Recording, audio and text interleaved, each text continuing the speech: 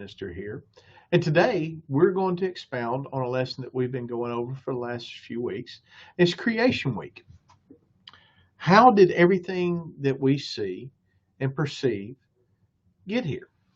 Well, we as Christians and we as Bible believers, and there are several other religions that believe in the Bible. The three strongest monotheistic world religions, which is Islam, which is Judaism, and Christianity, all believe in the creation story of the Bible. So we're going to go over creation day 5. We've already gone over creations days 1 through 4. So today we're going to go over creation day number 5. So let's go ahead and jump into this and let's see what we got, okay? Then God said, "Let the water swarm with living creatures, and let birds fly above the earth across the expanse of the sky." So God created the large sea creatures and every living creature that moves and swarms in the water according to their kinds. He also created every winged creature according to its kinds. And God saw that it was good. God blessed them. Be fruitful, multiply, and fill the waters of the seas, and let the birds multiply on the earth. Evening came, and then morning, the 5th day. So, when I was a kid, there was a group of people that my grandfather and father called tree huggers. And what these people would do is whenever there was a forest or some trees that were going to get cut down that were meaningful to these people, even if they weren't meaningful to these people, they would go and chain themselves up around these trees. They would lock themselves together. They would protest. They would do all these things to disrupt the destruction and cutting down of trees. Well, me being an old construction worker of 20 years before I started this, that kind of bothered me because my family relied on those trees to be cut down, to made into lumber, to be used and utilized to build shelters for people. Because I've always thought this, the most beautiful thing about a tree is what you can do with it. Now, it can provide shade for you, sure. It can provide certain types of food for you. Fruit trees can, sure. But the structures you can build with wood, after you've cut this tree down, after you've dried it, after you've shaped it to mean something, to turn into something, it's phenomenal. I mean, it's amazing to me what you can do with wood. Another cool thing to me about wood and the way it works is all the knots and gnarls and imperfections and everything that makes wood look imperfect is what makes it the most beautiful it can be. Just like a person.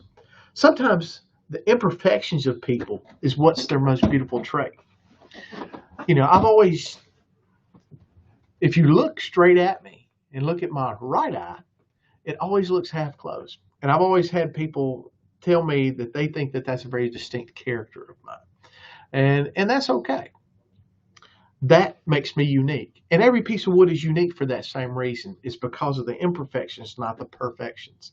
And what a creator does with us and our imperfections is amazing.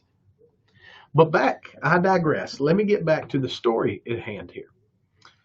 And I really want to bring up one thing and one thing only here. It said God created the large sea creatures, and this is the kicker, every living creature that moves and swarms in the ocean. Every living creature that moves and swarms in the ocean. Do you know what that means? It doesn't just mean everything that you can see. It means the things you can't see. And I mentioned the tree huggers and I mentioned the people that love nature because I love nature. We've talked about this. We've talked about this in this creation story, how I love being outside now. Now that I don't do construction work and I'm not out in the hot sun and misery and digging ditches and tying steel all day long, I actually enjoy being outside because it's not a job. It's just for enjoyment now. But these tree huggers always, their biggest argument was, you're taking away, and you're taking our air away, you're taking our oxygen away, you're taking the livelihood of what's going to happen to my children and their children and their children and generations to come after that. You're going to destroy the oxygen layer of this earth. Well, ever since this has come about, we've come to find out that trees don't produce as much oxygen as people thought they did. As a matter of fact, right now there's more trees in the United States than there were when this country was founded, by the way. So there should be more oxygen. There should be more oxygen for more people, right? Well, it's not necessarily the case. We've come to find out over the years that an acre of grass and an acre of trees, the acre of grass produces more oxygen than an acre of trees. So it's beneficial to mankind in some ways to cut some trees down and plant just grass. Now, you didn't have the shade. You didn't have the beautiful, majestic beauty of a tree, which I would miss, because I'm not saying we should cut them all down, because I love trees. I think we should constantly keep growing them. I think we should constantly keep building new and better things out of them. I think we should constantly keep using them. And I do think they produce oxygen. I do think that being and walking in nature is a healthy thing for you. But back in the, I don't know if it was the 1990s or the 2000s, something even more amazing happened. We realized, and scientists realized, that trees and grass don't produce hardly any oxygen compared to the rest of the earth. And this tiny little sentence here, one more time, in chapter 21, and every living creature that moves and swarms in the water according to their kinds. That's where we get our oxygen. It started out as 50% of all the oxygen in the earth came from phytoplankton.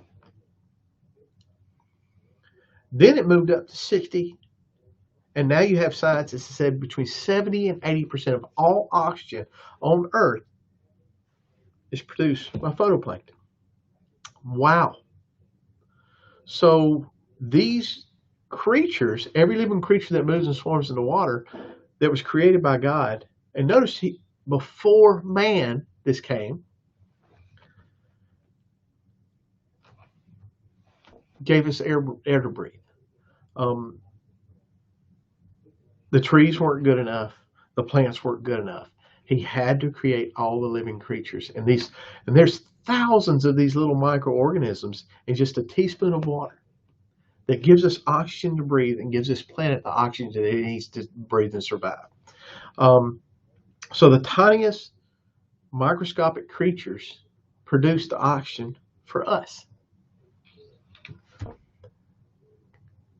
We spent, let's see, it's 2020, and Genesis was written somewhere around 1350, and so we're thinking that all this happened about 45 to 7,000 years ago. It took us 5,000 years to discover what God already knew, that He had to create things in a certain order in order to maintain the life and nature that we need to survive.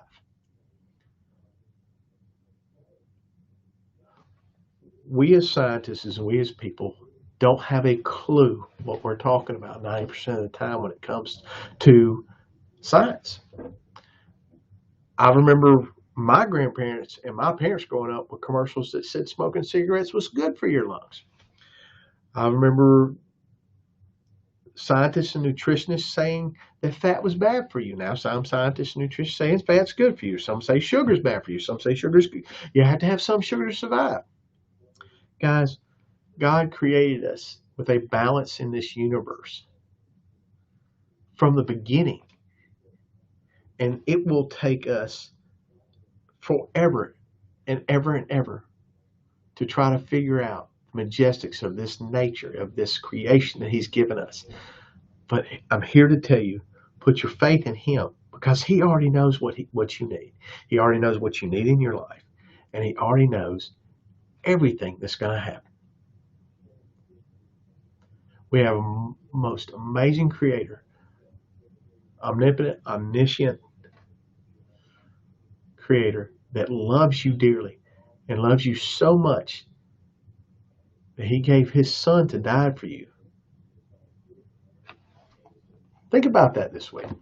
Think about how before we even knew what we were talking about, God already had a plan to take care of everything for us. Have a great week. God bless you. Take care.